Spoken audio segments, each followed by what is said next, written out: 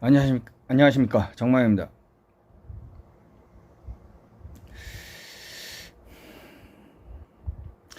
오늘 드릴 말씀은 한 편의 영화에 대해서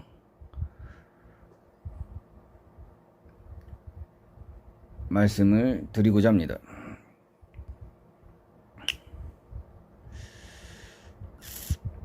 이 영화를 참 많이 봤었는데, 개인적으로 이 영화를 처음 봤던 게 고등학교 1학년 때예요. 고등학교 1학년 때 전 공부를 잘 안 하고 영화를 좀 자주 봤는데, 특히 TV 영화를 많이 봤죠. SBS에서 해준 걸로 지금 기억이 납니다. 30년이 거의 다 됐네요. 94년도였으니까. 이 영화의 제목은 아피셜 스토리, 아르헨티나 영화인데, 미국의 아카데미 영화제에서 외국어 영화상을 받은 걸로 제가 기억하고 있습니다. 고1 때 봤을 때 그냥 봤는데 솔직히 무슨 내용인지 모르죠. 아르헨티나의 역사도 모르고 아르헨티나 군사정권이 뭔지도 모르고 잘 이해가 안 갔죠. 근데 제가 20대 초반에, 그러니까 2000년도쯤에 공무원 시험 준비한다고 설레발 칠 때 공부를 좀 많이 안 했죠. 좀 부끄럽지만 많이.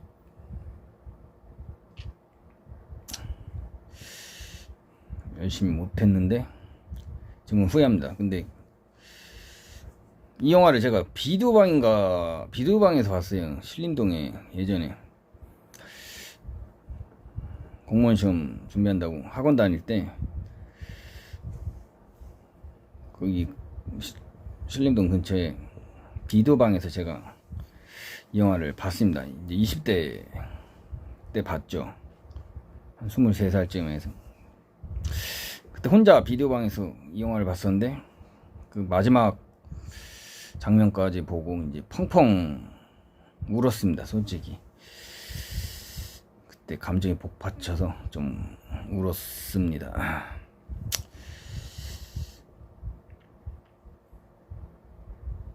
나중에 이제 도서관에서 책도 있더라고요. 소설로 나온 이 책이 있었는데, 약간 번역이 좀 조악했지만 그래도 한번 보았습니다.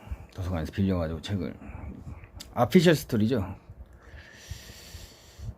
이 영화 제목이.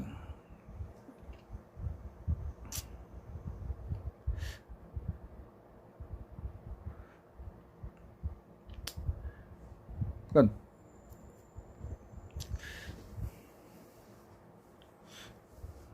주인공은 여교사인데, 여자 고등학교 교사인데, 얘는 좀 약간 못하면 관제 교사라 그러는데, 사실 이 말에 어폐가 있는 게, 보통 어떤 사회든 간에 모순은 다 있습니다. 과거의 상처는 다 있고,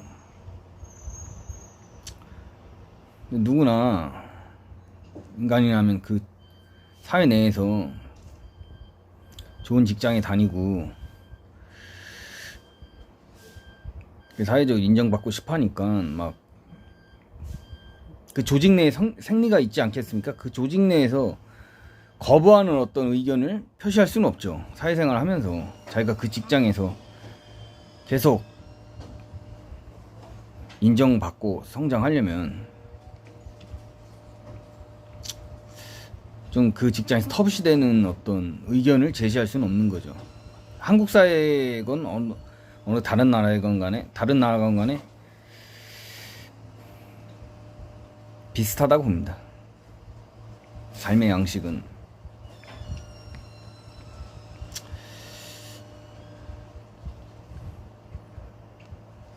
그래도 관제 여교사라 그래가지고 괜히 좀 부정적인 뉘앙스로 들리지만, 제가 볼 땐 그냥 성공한 이제 상류층이죠.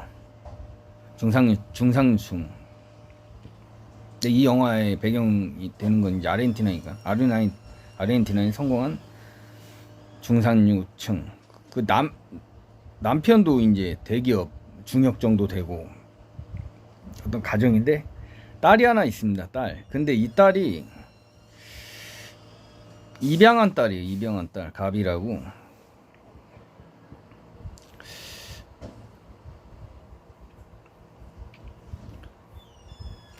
제가 기억하는 그 7, 8년생으로 알고 있는데 제가 7, 8년생이거든요.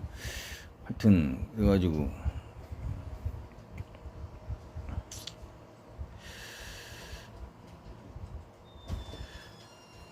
이 관제 여교사가, 그러니까 고등학교 여교사가 자기 친한 학창 시절 친구가 있었는데 오랜만에 만나가지고 이제 그 학교 친구가 아르헨티나에서 군사 정권이 등장했었을 때 좀 안 좋은 경험을 했는데, 비극적인 경험이죠. 그걸 이제 자기 친구한테, 그 여교사한테 이야기를 해주는데, 이 영화 도입부에서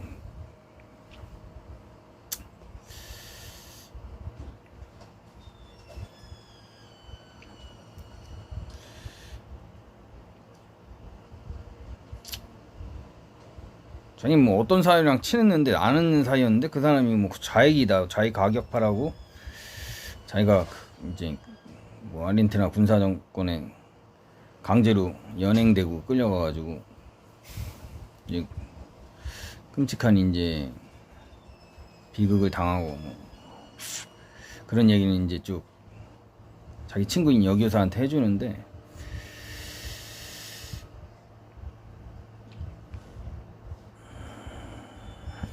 남의 일로만 듣다가 막상 자기랑 친한 친구가 막 그런 비극을 겪으니까 이제 아무래도 좀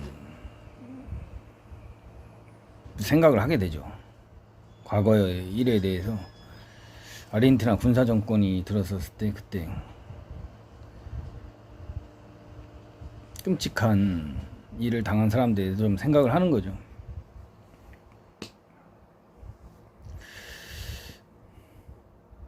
근데 그런 어떤 인식을 해 나가다가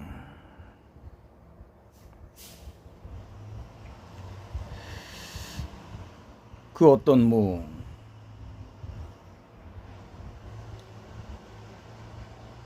좀 소문 같은 걸 들은 거죠.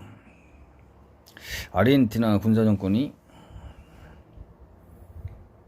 강제로 막 연행한 사람 중에 이제 막 죽은 사람들도 있고, 그런데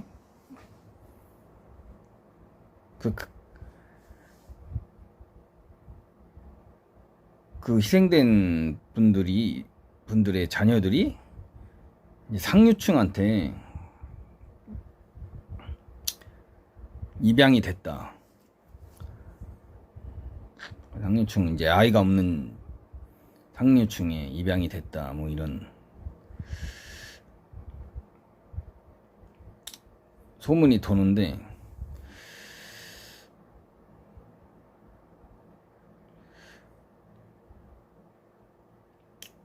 그러면서 이 여교사가 이제 의문을 갖고 이제 추적해 나가는 거죠. 혹시 나도 입양을 했는데 가비를,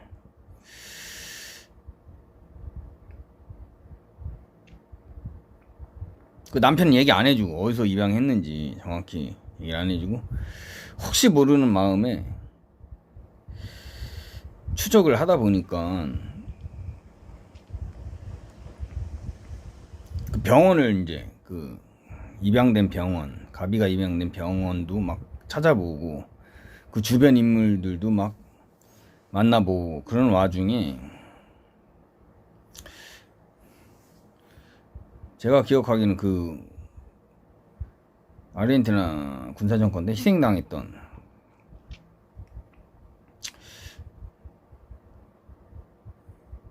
그 가족들의 어떤 모임이 있어요. 5월 어머니인가? 하여튼 제가 정확한 기억은 안 나는데, 하여튼 거기 이제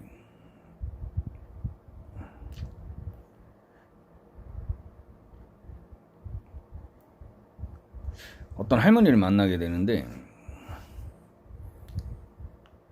그 갑이랑 너무 닮았다는 거예요. 그 할머니가 자기 딸이랑 너무 닮았다는 거예요.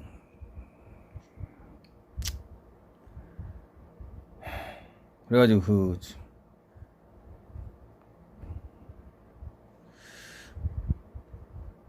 이제 여기다가 진짜 가비가 이번에 손녀일 수도 있겠다 이렇게 생각을 하고 자기 남편도 만나게 해주고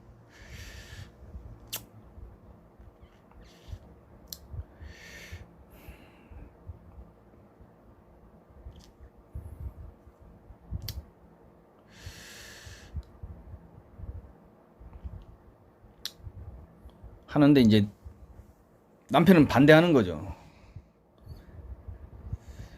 왜 자꾸 과거를 들추느냐. 지금 우리가 가비를 잘 키우고 있는데 설령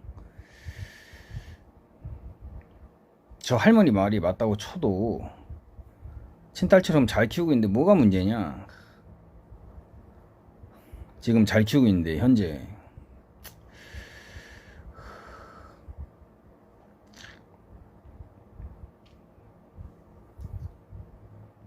근데 여기서는 남편이랑 생각이 틀리죠.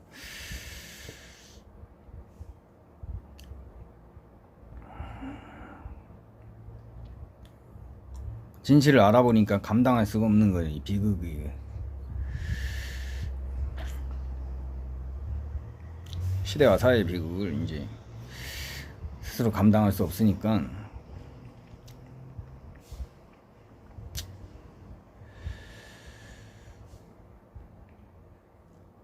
남편과 이제 충돌이 일어나죠.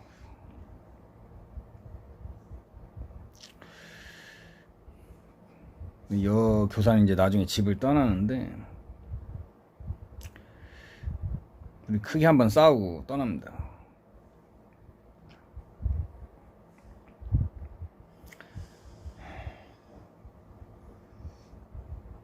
하여튼 뭐 영화를 보시면 압니다. 뭐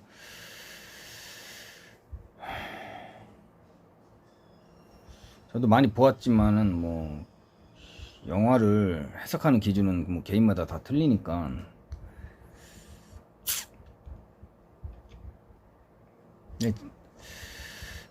제가 참 인상 깊게 본 영화 중 하나인데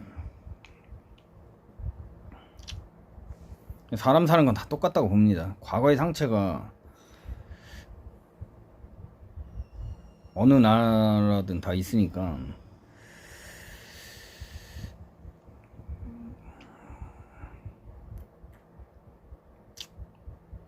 아르헨티나 비극인데 이 영화의 배경은 솔직히 세상에는 많이 알려지지 않은 비극들이 참으로 많습니다.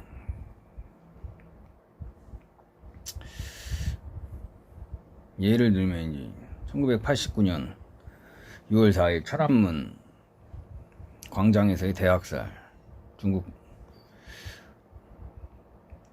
인민해방군이 행했던 솔직히 희생자 수도 잘 몰라요. 실종자도 있는데 그 사람들이 어떻게 되는지 정말 모릅니다. 추적할 수가 없어요. 왜냐하면 중국 공산당 정부에서 다 그거를 은폐하고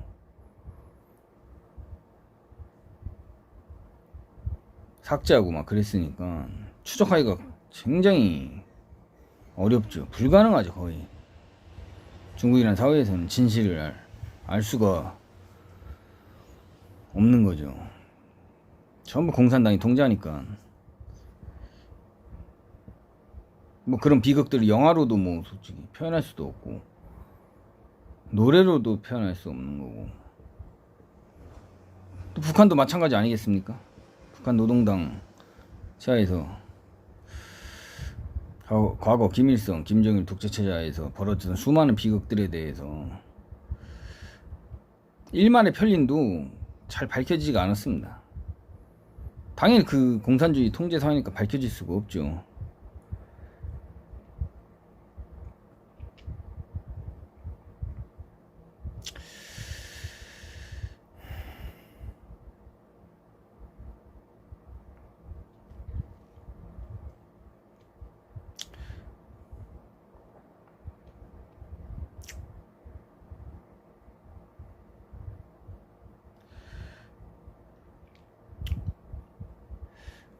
지금 그 어피셜 스토리에서 나오는 가비의 비극만큼 더 끔찍한 비극이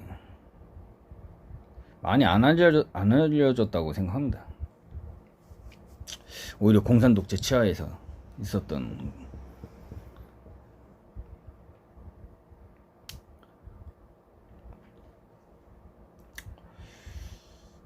모든 걸 다 통제하니까 정보를 왜곡하고 자기들한테 불리한 정보는 완전히 없애버리고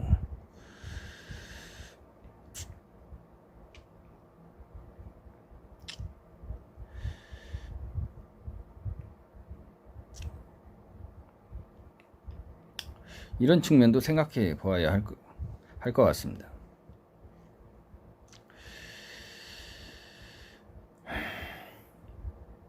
세상을 바라보는 시각에 있어서 다양한 프리즘이 있는데 다양한 시각이 있는 거죠.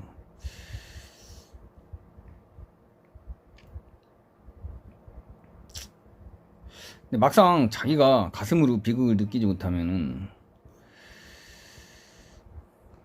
그냥 묻혀가는 것 같아요. 일부러 외면하고 그냥 모른 척하고 막 그런 경우도 굉장히 비일비재한 것 같습니다.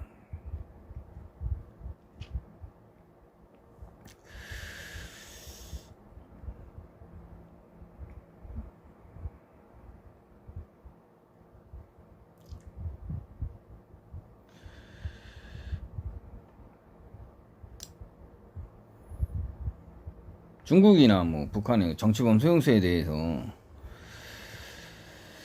진짜 지금은 티끌만한 것도 잘 알려지지가 않았습니다. 모든 정보가 다 막혀 있으니까 그 편리는 좀 있죠.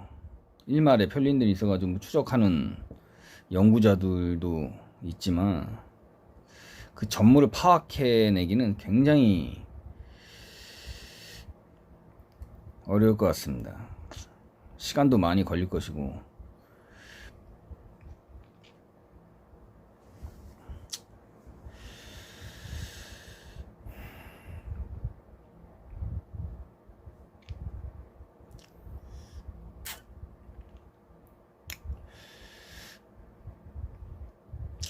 오늘은 그냥 영화 한 편이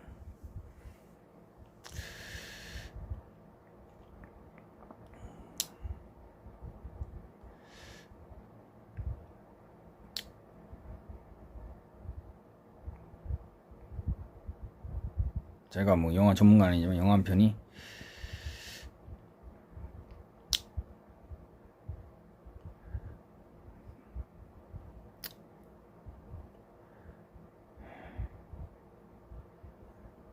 가슴 아프게 다가와서 한번 말씀을